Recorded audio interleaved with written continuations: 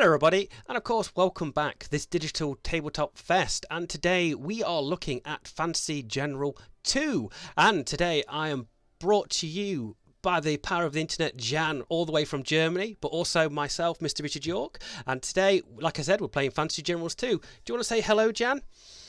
Hello everybody, and maybe a short introduction. The reason I've got the honor of being on that stream here is that I actually am one of the people that worked on Fantasy Generals, so we have a lot to talk about because I'll get all the flack for all the stuff we did wrong from Richard, probably. Probably, yes. So, Jan, you want to tell us a little bit of details about Fantasy Generals 2? Yeah, Fantasy General, as the name implies, 2 is a successor to a game that's been 20 years old, so it's kind of a weird successor, slight pause in between. And we've been trying to sort of harken back to the days when a lot of the turn-based strategy games were quite popular, and using that, taking sort of the best of what Fantasy General had to offer, trying to add a little spit of our own and then move that into a more modern age in terms of accessibility and interface and feature depth and stuff like that. And we've been, I'm happy to say, relatively successful. At least that's what our players tell us. So we've been getting consistently good Steam reviews and rating sort of 85, 83%. And yeah, so we've been encouraged to do more of that. First DLC Onslaught's already out, and when this is airing, we are very close, if not already released, with the second DLC, which is called Empire Flame, and features a full campaign from the side of the Empire, which is kind of the enemy in the first campaign that you're playing. So, you know, see things from a different perspective, maybe. Oh, definitely. I'm absolutely looking forward. I've got to say, all the DLCs you brought out have been cracking. The Onslaught and, of course, the Prelude campaign that came out as a free introductory campaign was absolutely amazing, and I had a load of people raving about it for lots of times towards us. So, of course, the initial release date of Fantasy General 2 was back in the 5th of September 2019, if I remember rightly. Yeah, we've been out for a little over a year now, yes. And I would definitely agree of the success of Fantasy General, because as a content creator myself, I have lots of people talking about it, joining the tournaments and always asking for other games. So I think we're going to jump into a game, if you're all right with that, Jan, and you can instruct me how to be the best I can at Fantasy Generals 2. We've got so much done already, so I think I'll just let you play a little, and then I'll tell you afterwards. Oh, I've got to say, I love the barbarians and the kind of natives and the mercenary king characters of Fantasy General, and I've got to say, bringing in the Imperial characters has bring another dimension to the game, actually, like you said, playing the bad guys of Fantasy General, because it just brings another, like I said, another dimension with the different upkeep and the abilities available for the units, because I feel the Imperial are definitely very much upgrading their own units as they go on, and like adding certain perks, which I found very interesting in the campaign, and I can't wait for the new DLC to hopefully expand on that more. Yeah, it's one of the things that we try to do, and that's a little, wouldn't say different from what other games do, but we're trying to sort of emphasize that, is that when you have a certain faction, it shouldn't just be something that you easily replace. Like, okay, these are the dwarves, these are the elves, and these guys got bows and these guys got hammers, and that's it. They shouldn't just be different feature-wise or in terms of the abilities, but they should actually lead to a different kind of gameplay philosophy. So if you look at the barbarians, they've got key faction abilities that allow you to raid other other people, and they always need to be active. They need to be quite aggressive. They need to destroy as they go along in order to get the most out of the environment, and then gathering resources. And they also sort of heavily rely on or strongly rely on a certain kind of magic. Now the Imperials play differently, and not just because they've got different units. So it's not just, okay, this is an archer, which is essentially the same as a slinger on the barbarian side, but they have different kind of tactics and strategies that go along with that. And as a faction, they are stable. So they get income from settlements, which is quite important. So they don't need to destroy stuff. They need to hold their settlements. Barbarians, you sort of rush through the map. Empire, you need to always take care of being able to defend your holdings and make the most out of it. You get stronger over time, whereas barbarians are like have a strong initial push. The empire sort of slowly builds up, and that leads to a very different approach to a lot of the ways you play the map, and that kind of chimes in with the perspective of the empire. They buy their units for a lot of gold. They don't need a lot of the resources that barbarians need to collect all along. So it's by the very sort of way that we built up the faction, you kind of get a different feel, and already you're looking at things differently, because now when you see a barbarian that's about to destroy your beautiful city that you are taxing heavily in order to get all the money from it, you really get angry, and you really feel like these are invaders. They are they are destroying my stuff, which before you always like, ooh, treasure, excellent, let's go and raid. So we're trying to give you both an actual put the player in the position of the faction and of the way the faction thinks, and then sort of the play follows from that.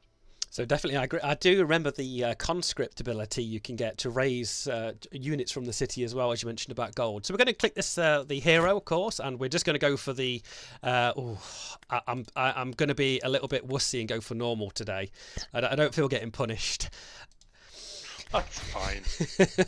A bit worse. So yeah, one thing I like about Fantasy General 2 is, of course, the key of keeping your units alive, and I like this in a game where keeping your unit alive and upgrading it over the time is a good thing, because sometimes a lot of strategy games units are replaceable, but in Fantasy General 2 you want to keep your unit alive, you want to upgrade it and it become a better unit rather than wasting them, because I find sometimes that I've lost a couple of key units early in the game and it's been detrimental to my further advancements across the map.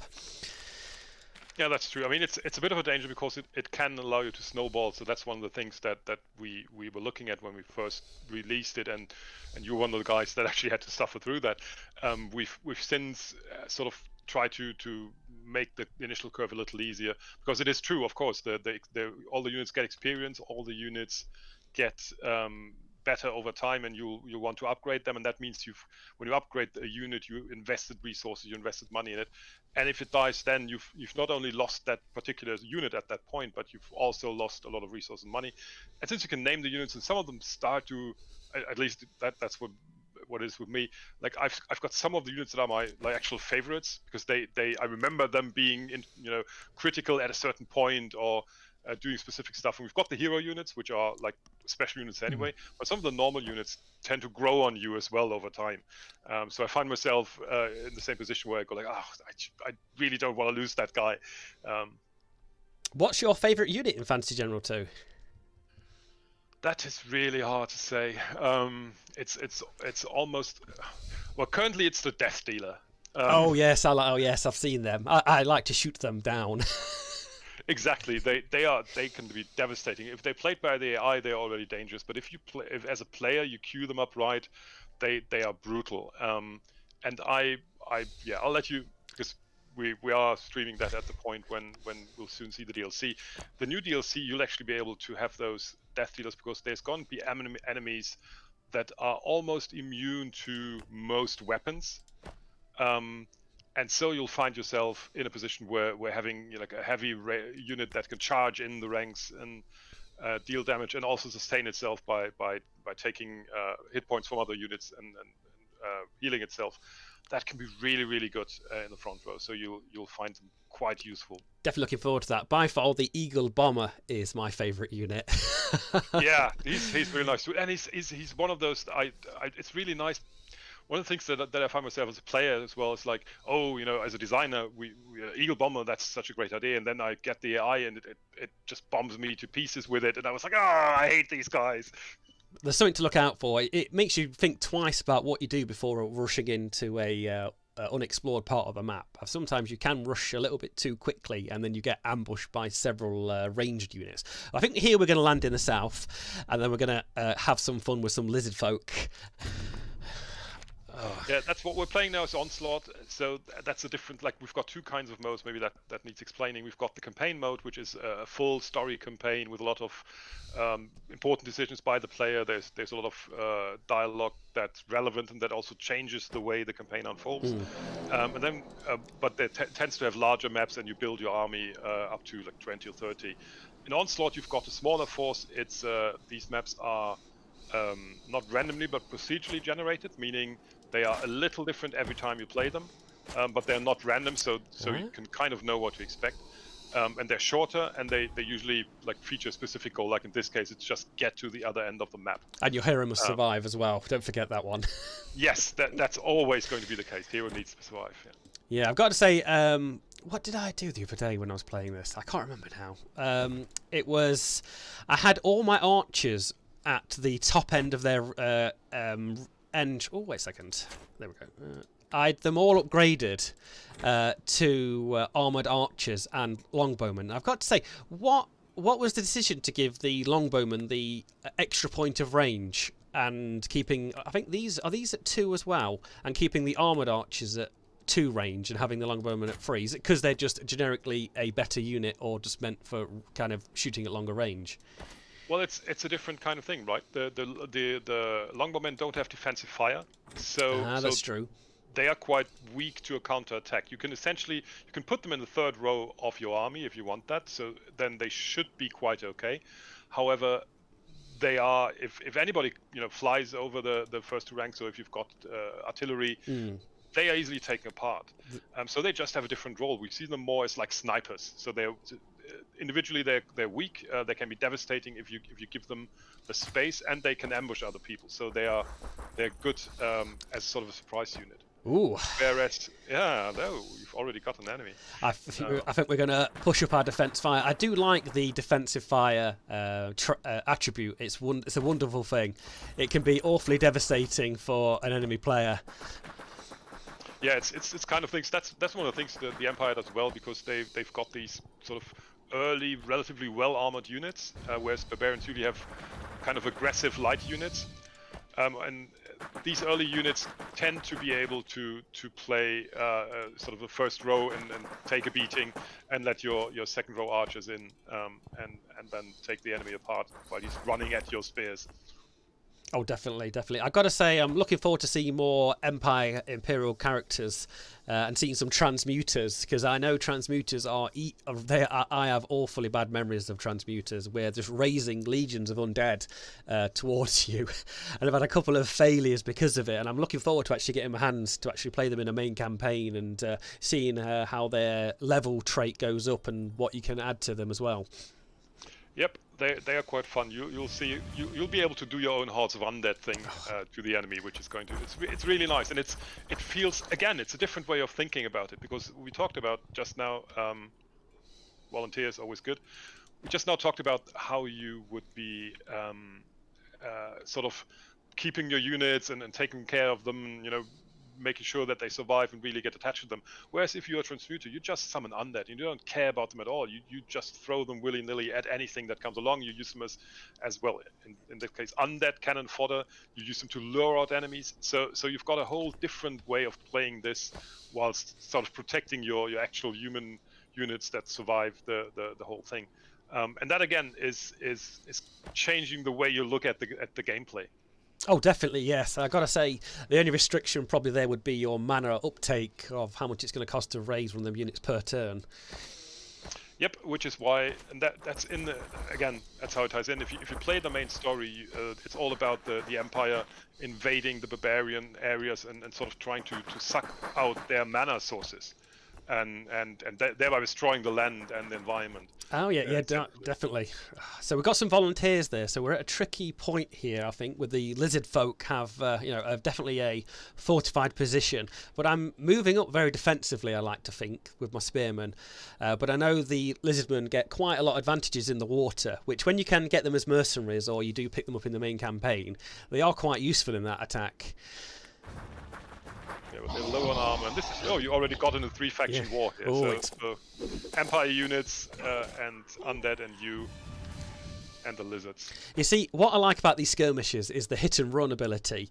The retreat ability. Sorry, where they have a chance to run away once you attack them. I find that really beneficial and annoying at the same time, especially when playing the Barbarian faction and you've got the slingers. The javelin troops have it, and the stag riders, I think, and a couple of others. And it's a little bit of a glass cannon, but do you know what?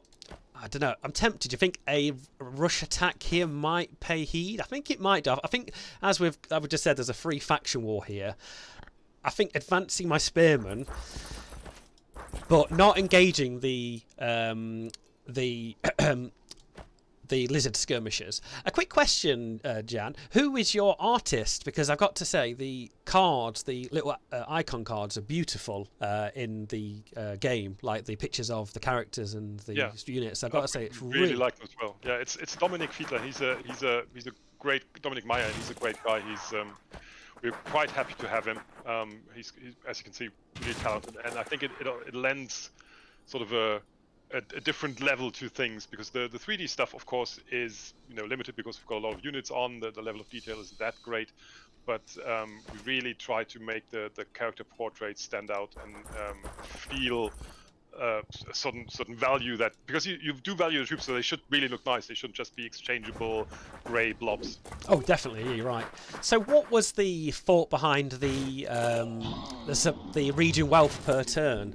Because I do like that mechanic, because it makes you keep pushing in the game rather than just taking a very, very long time to complete a map. Is that what it's there for? To make you have to advance quicker to get to raid and to pick up items in the map?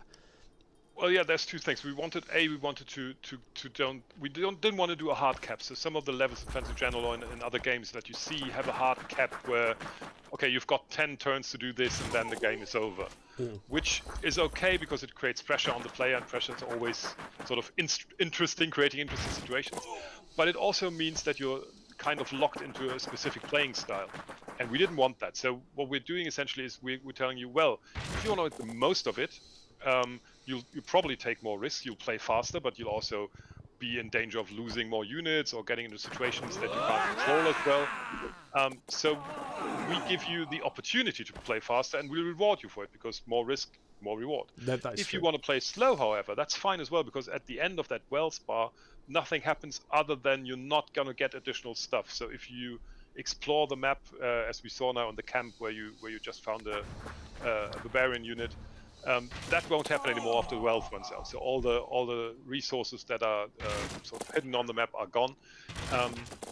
But you've probably played slower. You got less injuries, and thus taking less risk, but then accepting a lesser reward. Definitely. Oh, liquid mana, we looked out there. Sometimes I've been really lucky with the looting the region, and sometimes you just get stuff you don't really want. There's some really nice magic items out there, definitely. I've seen some crackers, I have. Yeah, we've changed that a little since release, because initially it was quite random, and now we've made it so that depending on what you're going into, so this is a burial mound. It's got a higher chance of getting liquid mana, for example, than something else. So it's kind of flavored with regards to what you're likely to find. I feel I'm getting very lucky here. Whoever you guys are watching on the stream, we're getting very lucky. We've dislodged the skirmishers. As you can see, this skirmish unit has become disordered now, so it's fighting a little less effectively on that right side. That tactic of I like to think, I don't know if it's an imperial tactic, but that whole move of spearmen. So as you could see, attacking this little town, I was moving up my spearmen in one rank and had the archers, but also to shoot, but also defense fire at the same time. So if the lizardmen did want to attack me, but as you can see, some of the lizard warriors have fallen back into the river, into the swampland where they come from. And to be honest with you, it is devastating to actually try and dislodge them from that position, because they are amphibious and water fighters, giving them extra damage and scariness in that little river or swamp. Sorry.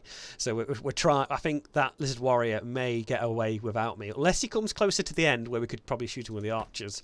But I think we've done pretty well so far. Just what we've been doing.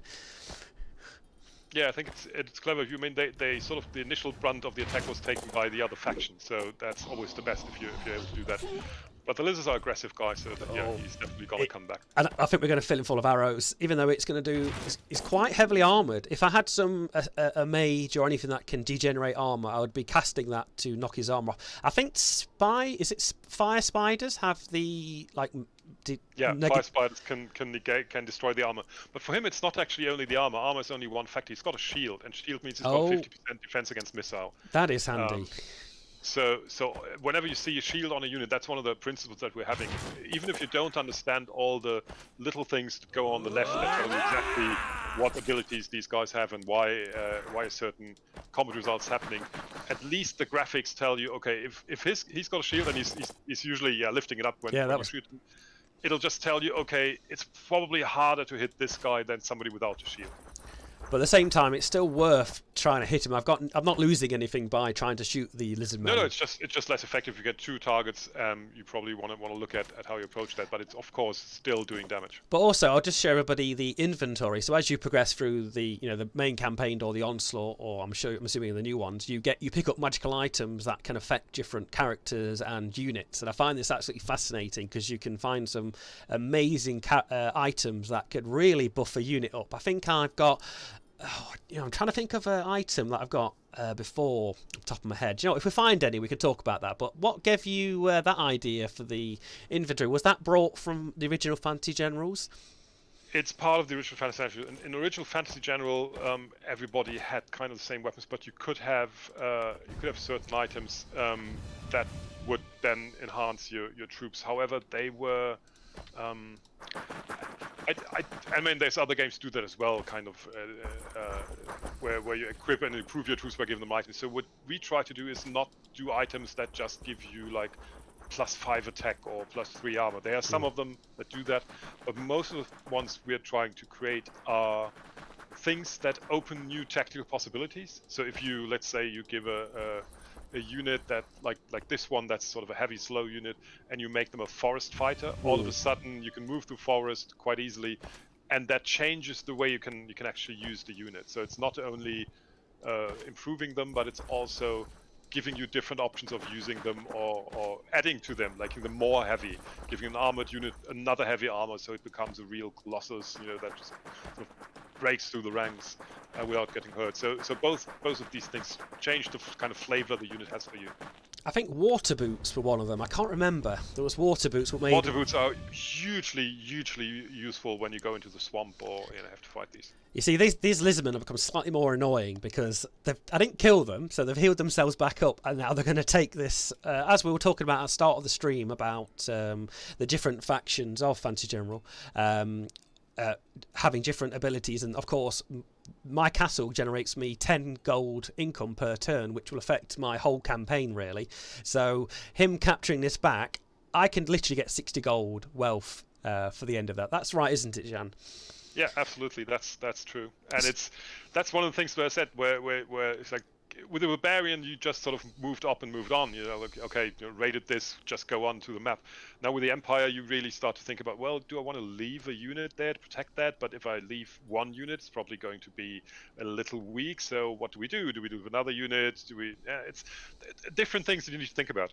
Yeah, I did think about leaving one arch unit there, but I don't know if toe-to-toe, even with a defense fortification damage reduction, it could actually take on the swamp lizardmen there. Yeah, problem with the lizardmen is that they've got magical weapons, so they really don't care that much about your armor and fortification stuff. So I think, unfortunately, as we're going to have to abandon that castle. Even though that's gold, we did get a liquid mana from the mound, so I'm still slightly happy with that, because that will probably help us out slightly more late game with some of the unit upgrades. There's always another city or settlement around the corner, maybe, so... Okay, so I think we're clear. We did find another cave, and we've got 6 turns left. I think we could easily get that, but I don't want to rush in too far. I've done it loads of times where I've rushed in, or there's the natural inhabitants, or there's a bear hiding in the woods somewhere, or famished wolves ready to jump out. That's one of the first things we teach the player actually in the campaign is like on the very first map you'll get a couple of wolves that attack you from ambush. So you realize that, okay, woods are a place to hide in, and the enemy knows that as well. And it's actually, ambush is quite a dangerous thing because it doubles the damage the ambusher does to you. Yeah, because every single piece of every terrain piece has different attributes that gives you. So as we can see here, we've got a forest, which gives you missile damage reduction and breaks charge, and units can hide. A unit that is hidden does have a blue eye icon above it, and I think if it's spotted, it has a red icon, if I remember rightly. Absolutely, yeah. And of course, we have rough terrain, which I do like when you're playing the barbarians, and you have the slingers, and the slingers gain infinite ammo, infinite defense ammo, defense action from being inside there. That's right, isn't it? Because I remember that quite a lot. Because the assumption is they're picking up the stones essentially where they stand, so they can do infinite defense charges. It's all them little details. I love that when I put a unit there. So we're just going to advance forward. I think we definitely need to get this cave. But remember, ladies and gentlemen, you can also get bad things coming from caves. It's not all. I think I've got a bear once or twice. I don't know if there's a percent. Oh, no, we looked in there by getting a weapon. So as you can see, we've got one weapon which can be used to upgrade our units. As we were talking about at the start of this video, we can upgrade our units into certain trees. So, if we want them to be more ranged, we could go towards slingers or axemen, and then all the way up to werebears, or even a Thane character, which is definitely a good piece. But I've got to say, out of this whole tech tree, I like the slingers, and I go to the thunderers or the armored slingers because I just love their kind of their very Norse kind of background to them, and how I do like. This is probably by far my favourite picture with the thunderer with the lightning behind, and he does have magical damage as well, which is awesome. But of course, it has the prerequisites that we need to get to that point. We need the gold, we need the weapons, but also the mana. But we have to remember, go up this tree, which I really like that concept of you keeping that, like we said before, keeping them units alive.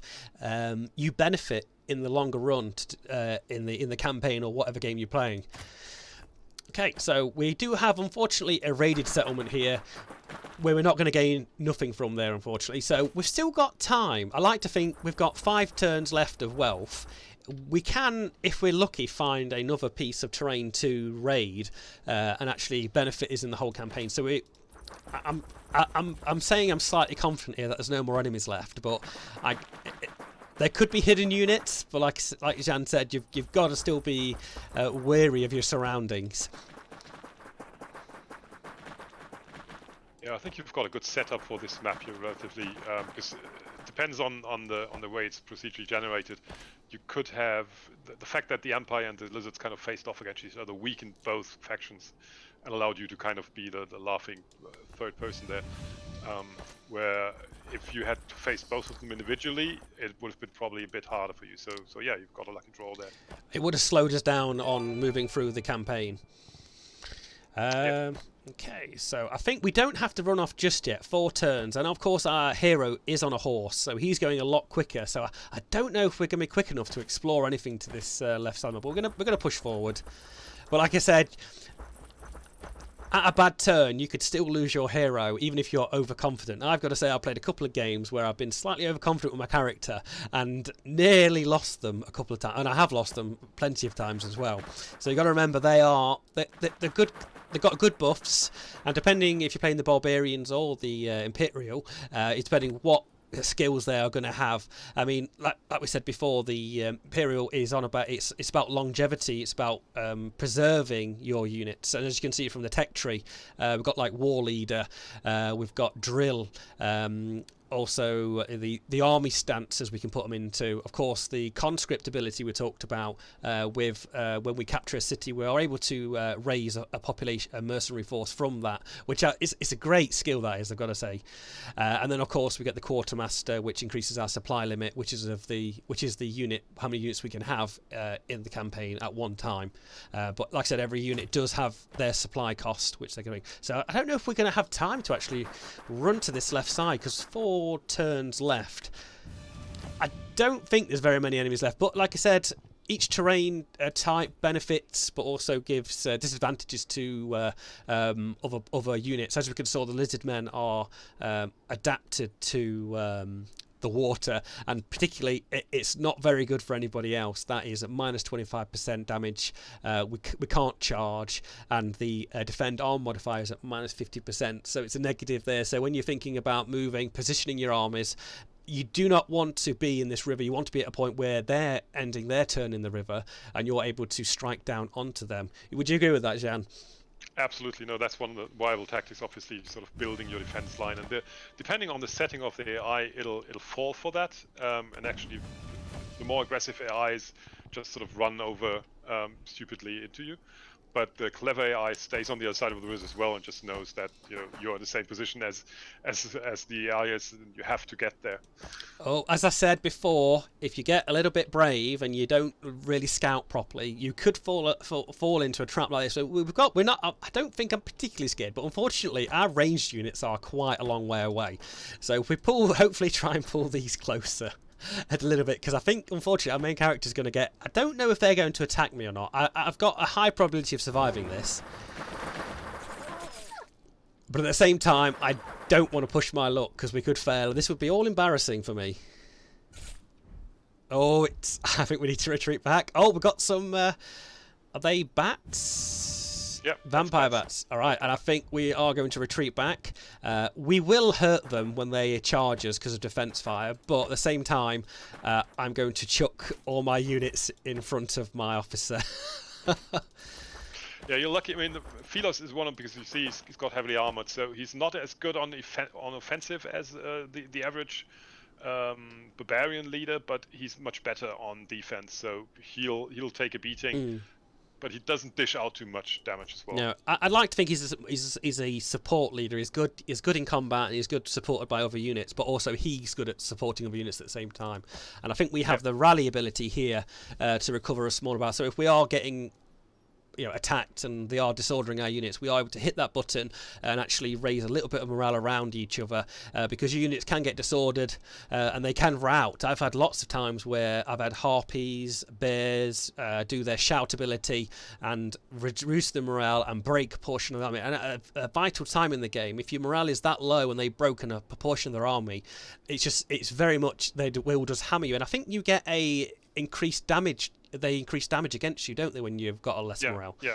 At a certain point, well, you first of all, as morale decreases, your damage and defense decreases, and then at a certain point, the enemy actually will get an advantage of attacking you because you're just sort of running scared. So the volunteers and the spearmen taking the brunt of that attack, and the little vampire bats are coming to peck me. Okay, so you know what? I don't want to lose these either because they're a free unit, and I think, are we in range? Yes, I think we're going to hit the vampire bats first. I'm going to pull him back. I'm going to pull the spearman here. I'm going to see. You see, that was a bad move just there. I just double clicked. Oh, you went into the very river that you explained why you wouldn't want to be there. Exactly. This is pure. I'm sure I won't die, but we'll hope that doesn't happen. There's no point popping. I think we've got enough defense fire here. And like we said before, longevity. Keep units alive. As you saw, that yellow flash of light, which pushed around a couple of our units. I think we got. Did we get a level there with one of these units? That's a level up for several of your units actually. Yeah. So you always get. You don't. Not only the unit that does the actual killing gets experience, but there's an area around it. In the same way that morale sort of spreads around. So if you see one of your units dying, everybody else around from your army will get a decreased morale as well, and the same goes with experience. One person does that, everybody else profits from it to a degree. So we don't have one of the problems in the Fantasy General itself was that there was very uneven development, because you had sort of high damage units that would always kill the enemy over long range. They would get experience, but the guys in front taking the brunt of the enemy damage, for example, wouldn't. And that's one of the things we didn't want. We want the sort of if you keep your army together, it'll sort of advance at a similar pace. Definitely. As you can see there, I've just highlighted the indicator of the levels and telling you each level increases the unit's health by 10% and damage by 5%. So like we Janda said, keeping them units alive, keeping them together, keeping them kills together, and everybody benefits in your army. So if you're sending single units out to kill single units, you're not really benefiting your whole army at one time. But also, like we said before, your general is, of course, getting... I think we didn't get a level there, did we? Of course, like I said, with the levels, he gets skill points in that respect, and he can go off his own little train. And it's always interesting to try and cater to a different character each time you play and seeing how would it affect the game if you go for bigger pockets, or if you went for more health, or if you went for a more... a character that just went for, you know, increasing your supply and the people around them. So it's interesting the way you can change it. And one thing I do like, it's of course replayability. If you in the, as we spoke about the main campaigns, your decisions in each mission will affect the next point of the missions as the campaign goes along. So if you make a bad decision, this could affect you know, massive amount of you know, decreased in morale and other things in the game, which I really like. I made some really bad decisions in a couple of the campaigns where I got Kinslayer and everybody in my army hated me. And if you go against the woodland creatures in the other invasion campaign, they don't like you have to kill all the trolls and all the rest of it, and it's absolutely brilliant. It's very story driven, and I think people, like I said, people do like that. But like I said, replayability is definitely at forefront of my mind, and just trying to get them different things happening at different times and seeing what combinations you can get. I'm sure I'm going to survive this. Now I'm not. You'll make it. Oh, the wolves have had enough, but the birds haven't. Oh, will the volunteers survive? And they just survive! Oh, that's the close call. 2 of 250. Okay, I think we can kill the Yeah, pigs. you'll get the eagles with your archers. Ooh, no, if he can move, I'll move him there, and then... Okay. That was close, though. That was close indeed. See, that's one of the things. You don't realize it because you kind of get a sort of an innate sense of how defensible or how stable a unit is. Now, you've been playing the spearmen, and they can, because they've got armor already, they can take a good bit of damage and deduct that. These guys, the barbarians, are glass cannons essentially. They're quite aggressive, but they have no armor, and if you use them in the same way you use your spear infantry, the AI will usually pick the softer target, so they'll bear the brunt of the attack, and then you realize that, okay, if it's different from playing a barbarian army, and you need to get used to the differences of the units there. As you can see on the bottom left, we've got the little panel where we've got about our armor, and as you can see, they have 0 armor, meaning they only get a slight magical reduction. And if I were to click the spearman unit, you can see they can take a bit more punishment. Like I said, the barbarians are running around just about naked, and the spearmen are a lot more everyone. So as you can see, we did get a level, like we spoke just before about keeping our units together, keeping that XP going, every supporting, and like we said, we have choices now. You see, I've always got split decisions. You see, Jan, I've got to say, I've never clicked bigger pockets before. I don't know if that's a bad thing or good thing. No, it's the normal thing to do. I can tell you, I'm doing the same thing. I've almost never used it until one of our kind of expert players showed us what you can do if you just pile 2 or 3 items on top of each other on one of those hero characters, and that can be massively useful. Do you have an example, like, of what items he was giving him? Well, we can, for example, you can give him an armor, sort of the heaviest plate in the game gives you +4 armor, I think, making you that's beastly. Quite, but it also decreases your speed by 1, so you can only move 2 or 3 hexes. But then if you've got 2 on the pocket thing, you can give him an item that makes him faster again, so you counter the problems of the armor gives you. And then, for example, you can give them resistance to physical damage, or you can give resistance to magical damage, and that, for example, will then make them invincible physically, hard to attack magically, and if it's a good combat unit you're putting it on, it can be quite strong. Another example is Pilfer, which is an item that allows you to get the Pilfer skill, and that will give you 20 gold every time you kill a unit. Ooh, that's handy. That's handy, yeah. That is. Yeah, and if you give them an extra charge or give them extra deadly damage, they are more likely to kill something. So you can make him into a killing cash machine.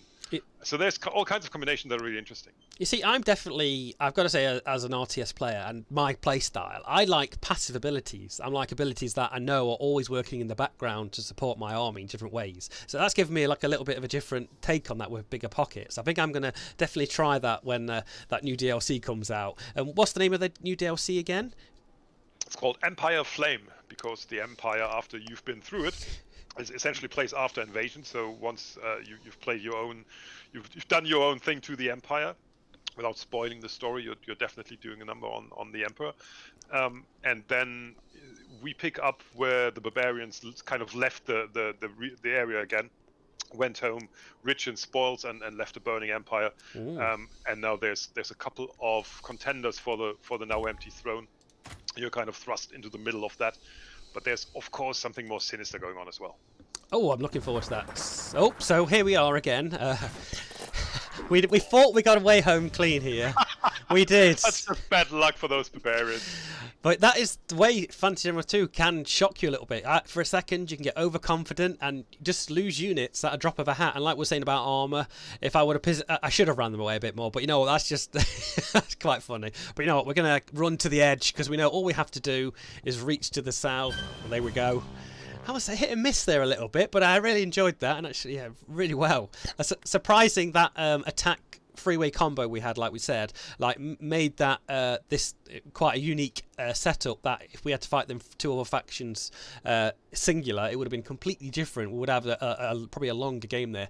So we're just going to replenish some units for 2 gold. I can do that. So yeah, we'll just see how long we can get into the next mission. So what I like, of course, as well, again on Fantasy General 2, is the reward. You see, we're talking about water boots. That's mighty tempting, Jan. Yeah, if you don't ask, you don't get. So as we're talking about different combination of items and how they can affect different things, I love this item, I've got to say, because this is why I remember it so more than any other item. So this is no movement cost increase for moving through shallow waters, rivers, swamp, or water. Can charge shallow. So what would you think the best unit would be to give to this? We're going to go for it, of course. Yeah, we'll have to go. I think currently you're not, because you don't have a charger. It doesn't really matter. No. I would probably give it. I'd probably give it to your hero so you can be more mobile. I was going to say that, yeah. Oh, one thing I did not never noticed this before. We can transmute it. I've not seen that. I'll be honest with you, I've not seen it before. That's because it just got patched in recently. Yes, that's new to me. So we're able to, I guess, melt that item down into other items to benefit our army in other ways. What you essentially can do is you can, I mean, currently you don't have too many items. You probably don't want to do that. But there's a point when you've got maybe more items or items you're not really using, and you can transfer them into resources or even liquid mana, depending on which is not a resource, but a rare one. Liquid mana is like gold dust, because I just crave it every time I complete a mission or I'm looting anywhere. I've got to say kudos again to your art designer. The beautiful picture of that transmuter in the right side of the here is very, very nice. Yeah. Okay, that's actually one of the perks of being the Empire, that you get a transmuter from the beginning. The barbarians don't have that. Okay, so we're going to equip that item. There we go. Okay, so we've got 3 choices, and like we said a couple minutes ago, you can choose the way you want to approach the map, and also some objectives of course shut off other objectives, but there is a some portal path you can go. You see, the mountain path sounds good, but also each different way will give you different rewards. So we get artifacts here. Defending the city will yield gold, and the competitor of course will gain us some more liquid mana. It's depending on what armor you need. As you can see, we've got 1 weapon, we've got 52 gold and 1 liquid mana. As we showed, if we click one of the units here, is this right? Just please know if I'd say it's right. So weapons are more for offensive troops, and armor and armor is for more defensive troops. Yeah, in general that's the case. I mean, there's some combinations of them, like the knights, that need both, but in general you'll have the lighter troops get more kind of weapony, and then you get the armor for the sort of heavier troops that you're building. And then like magical troops, like you can get an adept, an acolyte I think it's called, which is a magical unit that can actually summon undead already. Which is kind of, it needs gold, and that allows you to kind of start your own little skeleton army. I'm looking forward to the transmuters. I will let you know I am, because I would love to play that multiplayer and just start raising undead all day. So we're going to go for the mountain path. We've got probably about 10 minutes left on this stream, guys. So we're going to see what shenanigans and hordes and harpies and all sorts of monsters. Harpies are brutal creatures, I've got to say, Jan. Who designed them? Because they are evil. We actually came up with them, and we made them. We thought they were too strong initially, and we needed to work on them quite a bit so they don't disrupt your whole campaign by just taking over your troops. But I'm quite happy that we're trying to find units that are dangerous on their own, where you go like, okay, if I see this on the battlefield, I'm going into high alert. And Harpy is just one such a unit. You need specific strategies to counter it. It's ignore them and shoot them down. That's my tactic. Yeah, run away. Well, they only can affect human males, right? Yes, I questioned this on a video, a stream when I did. Like, who gave that for? Was that kind of like a mythical kind of? Yeah, we interviewed all the harpies we knew, and they all told us the same thing. They're not really interested in charming females. They only want charm males because they're much easier to bend their minds. Yes, weak-willed men apparently. Yeah, absolutely. Wow, that's a brave computer player. Well, they're looking at you. That's one of the things. The AI, because the Empire has the automatic fortification. Maybe you noticed that when you finish a move, it automatically fortifies, which will make an attack quite costly. So depending on the setting of the AI, they are going like, oh no, I'm not going to do that. Whereas some of the other AI have a more aggressive setting, and they go like, I don't care. There's a burning camp there. Yeah, I know, I like that. I just want to do, like you said before, I want to slowly push my army, because I feel like that spearman war, like we showed with the armour and the defortification attribute they have, they just have that like shield wall, and all my archers pushing behind have that nice combination. Unless they get some artillery somehow, then or I find some troll hurlers, then I'm in trouble. Yeah. One of the things that you also can tell by looking at the map that we had previously is there's these little shield symbols, and that'll tell you what the main enemy in the map is. So what you've just seen now is you're attacking the brigands because they've got this specific banner. And if you know them after a while, you realize, okay, that means a certain army composition. Brigands, for example, are mostly barbarian, but they're more of a mix, so they also have a lot of eagles and trolls and other in their midst. And that can also be interesting or important to make a decision based on, well, what enemies do I want to fight? Because for example, I don't like harpies, so maybe I'll try with something that's unlikely to have one. Oh, okay. Oh, so they have damaged armor, so that's interesting. There could be some fire spiders maybe hidden somewhere in the map that we've not seen. Yeah. Somebody did that to them. Yeah. So the AI does fight against each other, and apparently there's an enemy close by that can do that. Okay, I think we are going to shoot the younglings to death. I don't want to take any damage here, so I think we could probably be brave enough. Oh, like I said, fire spiders, and of course, by far another favourite unit of mine, the stag riders unit. Sorry, because they have the hit and run. The hit and run is it the hit and run ability? Yes, I'm sure. Yeah, it's up there. I can't find it now. Scout, retreat, ignores. Oh, it's there. Yeah, it's there. Yeah, it's the hit and run, which is brilliant because you can just run a unit that doesn't probably have any offensive missile power and just throw some spears, run exactly back to where you are. Okay, so here we go again. I think if what damage are we going to take? Very little damage there, so I think I'm going to have to do that. And also you'll be on defensive ground at that point, so you've got a better defensive position as well.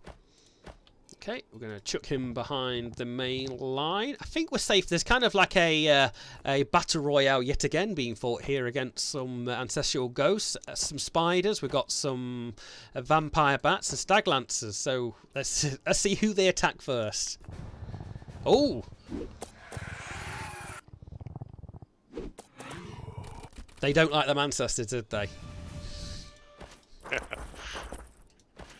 Everybody's helping you doing your job for you, which is really nice. I find that quite a friendly setting in the AI that they're fighting your battles for you. Makes life so much easier. Oh, and I will just get the kill there as well.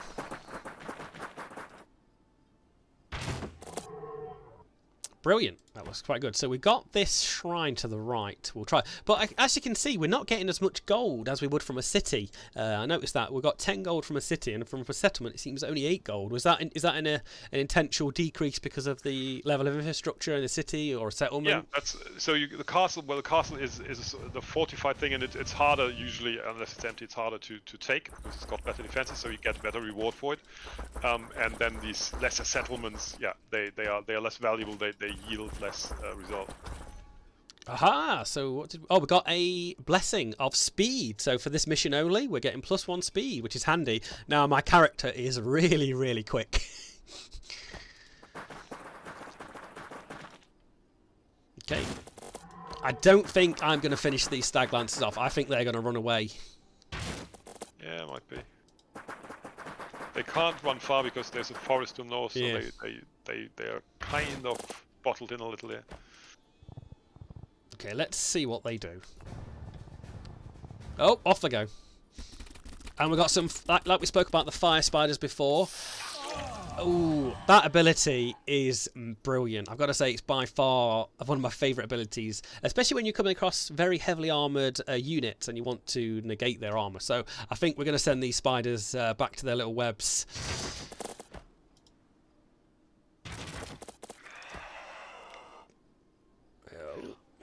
Funny, I'm looking at this and I'm always, to this day, I'm looking at my own game and I've seen that like a couple of 100 hours by now, and still if I watch somebody play it, I was like, oh, okay, what will happen next year? Will he get them? I'm really, it's just funny that I tend to really sort of feel the intensity.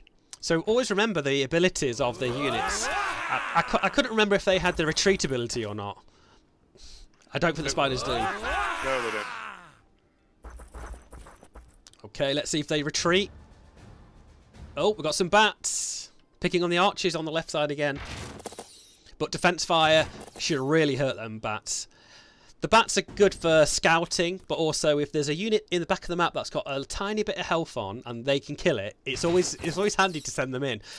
Because I think some of the wolf mother from the barbarian faction can summon creatures, and that's handy for scouting. So like we said about scouting a couple minutes ago, it's always good to know you know where your enemy is. So we're fine there, and that is a harpy tower.